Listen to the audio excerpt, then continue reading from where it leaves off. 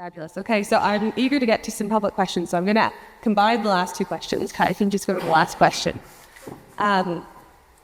We've talked a lot about AI, but not a lot about public consultation, deliberation, and what the actual opportunities there are for impact for public voices and public groups.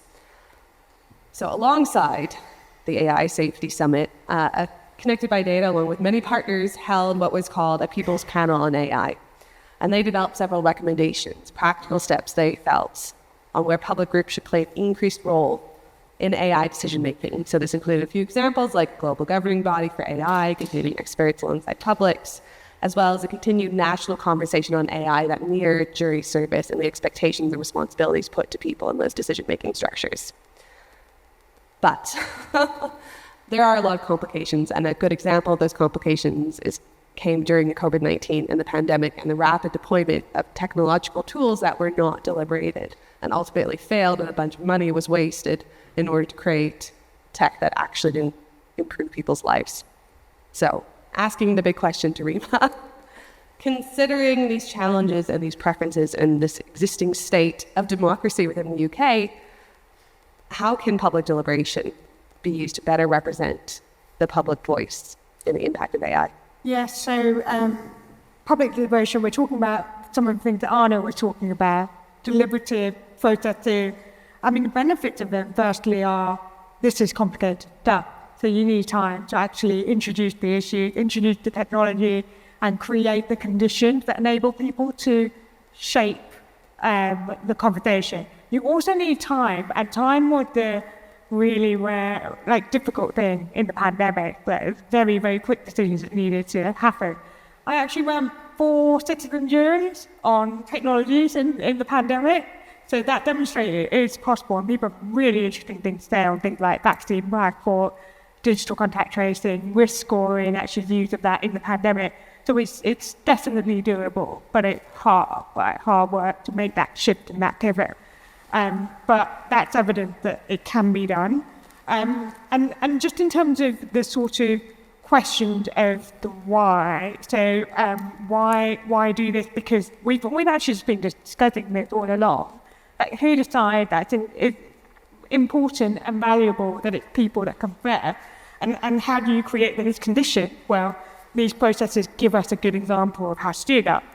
The other point is about the democratic accountability and the legitimacy points, which is that there is a sense that we have lost control over the ability to shape these technology partners because they don't really evolve on a 4 to 5 year time frame. So our democratic systems and processes aren't actually up to scratch with the rate at which they're developing and changing our society and our economy.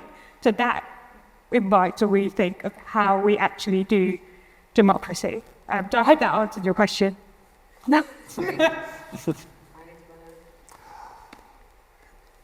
Yeah, I got where to start. I mean, maybe not so much because I already talked about it, but and with regards to COVID, that's really interesting. I mean, on the one hand, it's interesting actually what you referred to what actually did happen, right? And so that there's some citizen engagement actually could take place even on a short-term basis, which was remarkable.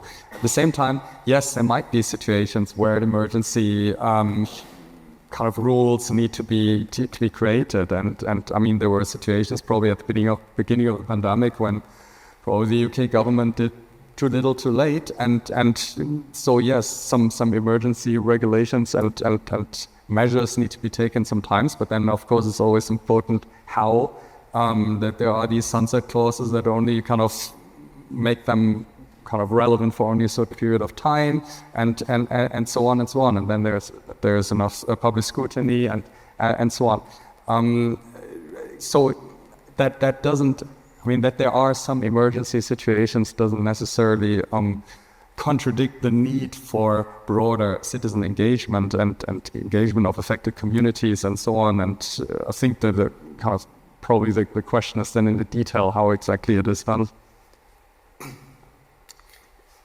Yeah, I mean, I think you're right. The devil is in the detail, these things. But I mean, if we go back to what we really mean by democracy and how we term democracy here, it's not democracy. It's not people per se. It is a understanding that polling and asking everybody is impossible. Therefore, we elect a representative, a member who we believe stands for the kind of and is able to make decisions upon our behalf. The fact that we are talking about having to inject additional safeguards and additional consultation means something. I think we can fill in many blanks, but the thing I would say is it's really important that when we have consultation, when we have decisions being made by anybody, that those decisions are made on evidence, data, and information. People are sufficiently informed. The question, I think, first is how do we ensure that the environment and the culture in which these decisions are being made is aligned with those goals and the original goals of, let's say, democracy with a capital D. That's the big question for us. I think it's, if we go too far into the details, sometimes we can lose track of the core question that we want to ask.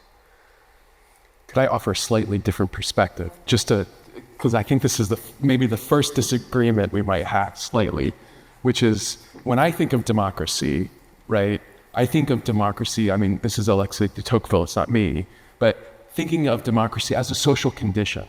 So we understand democracy from a social perspective as, do all people equally have a life that has been enabled to be fully participate in the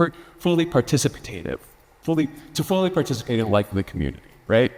And what that means is democracy can be realized only if everybody can participate in making, these decisions about the direction of society.